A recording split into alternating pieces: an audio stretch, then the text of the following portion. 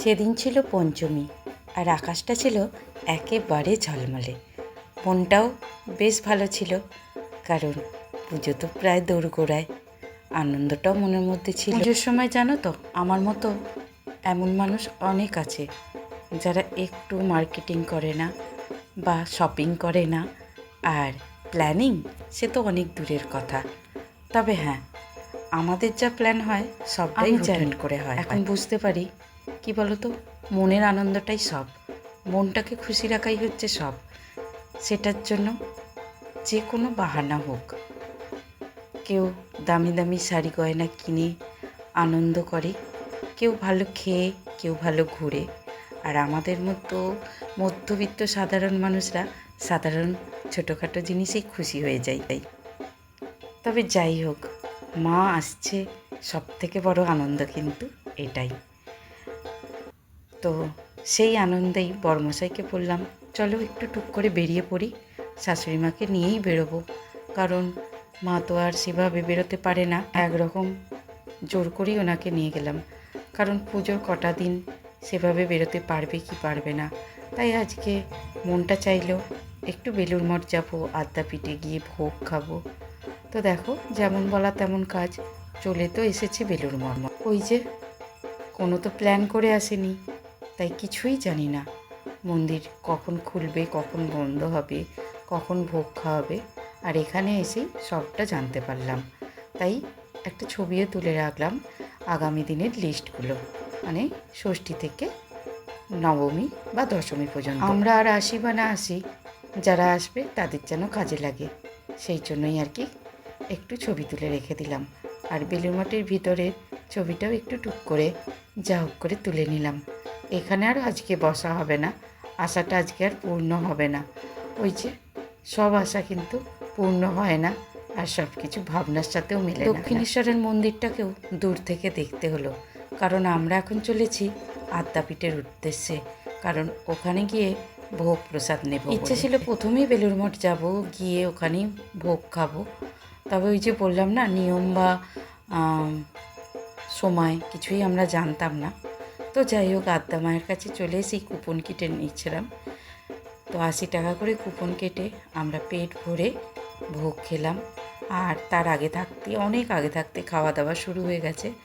আমরা প্রায় শেষের দিকে এসেছিলাম, লোকজন অল্প হলেও ছিল, মোটামুটি লোকজন ছিল। আর কী কী মেনু ছিল, পোলাও ছিল, একটা করে ভাজা ছিল, আর কাবলি ছোলার তরকারি, তারপরে ছিল ভাত, বিউলির ডাল, আরও একটা সবজি পটল আলুর, তারপরে ছিল খিচুড়ি আর একটা পাঁচমিশালি সবজি, শেষ পাতে ছিল পায়েস আর চাটনি। খাওয়া দাওয়াটা বেশ ভালোই হলো। তো তোমরা যারা ভোগ খেতে চাও আদ্যাপীঠে এসে, তারা কিন্তু এসে কুপনটা কেটে নিও। 80 টাকা মন ভরে মায়ের ভোগ খাবে। তবে হ্যাঁ, যাচাই করতে যাবে না কিন্তু মায়ের প্রসাদের টেস্ট কেমন, মনের ভক্তি নিয়ে খেও, এটুকু বলতে পারি। তো ভোগ খাওয়ার পর মন্দিরের আশেপাশের একটু ঘুরে দেখছিলাম, কারণ মায়ের দর্শন এখানে সব সময় পাওয়া যায় না, তার জন্য নিয়ম আছে, সকাল সন্ধ্যায় মন্দির খোলা হয় কিছুক্ষণের জন্য। তো যাই হোক, একটু মন্দিরটা পরিক্রমা করে নিলাম। মা একটু বসেছিল, এখানেই সব মানুষ খাওয়া দাওয়া কর বিশ্রাম নেয়, কারণ সন্ধ্যের পর মন্দির, 4টের পর যখন মন্দির খোলা হয়, তখন কিন্তু সকলে আবার যে যার মতো করে মায়ের দর্শন করে, বা আরও যেসব ছোটো ছোটো মন্দির আছে সেগুলো দর্শন করে। তো আমি বাইরে থেকে একটু প্রণাম সেরে নিলাম।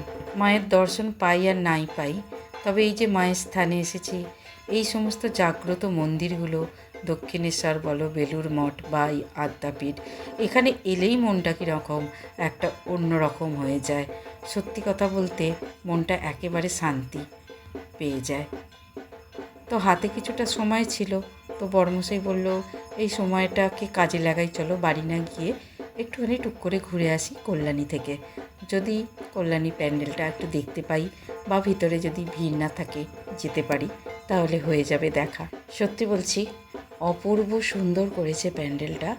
আর কিছুদিন আগে জানো তো, আমরা এই পথ দিয়ে যাচ্ছিলাম, তখন শুধু বাঁশ দিয়ে মানে বাঁশ দিয়ে তৈরি হচ্ছিল আর কাঠামোটা, আর এখন তার মধ্যে আকাশ পাতাল তফাৎ, তাই তো ট্রেন্ডিংয়ের মধ্যে এই প্যান্ডেলটা পড়েছে। অসংখ্য মানুষ দল বেঁধেই পঞ্চমী থেকেই শুরু করে দিয়েছে আসা। ভিতরের কারুকার্যও ছিল দেখার মতো, তবে রাত্রের দিকে এলে প্যান্ডেলের মধ্যে যে লাইটটা পড়ছিল সেটা দেখা যেত, তো সেটা আর আমাদের হয়নি দেখা। তবে যাই হোক, যেটুকু দেখেছি সেটুকুতেই সন্তুষ্ট। আর সবথেকে এখানে আকর্ষণীয় জিনিস ছিল সেটা হচ্ছে মা দুর্গার প্রতিমাকে 152 কেজি সোনা দিয়ে সাজানো হয়েছিল, যার জন্য মানুষের মধ্যে আকর্ষণটা আরও বেশি ছিল। আর প্যান্ডেলের ভিতরে কারুকার্য ছিল খুবই সূক্ষ্ম আর দেখার মতো। পঞ্চমীর দিনের শুরুটা তো ভালোই হলো, দেখা যাক বাকি দিনগুলো কেমন কাটে। তো চলো বন্ধুরা, এবার তো ঘরে ফিরবো। তোমরাও ভালো থেকো, সুস্থ থেকো, সাবধানে থেকো। আবারও দেখা হবে নতুন কোনো একটা ব্লগের সাথে। ততক্ষণের জন্য চলো, টাটা।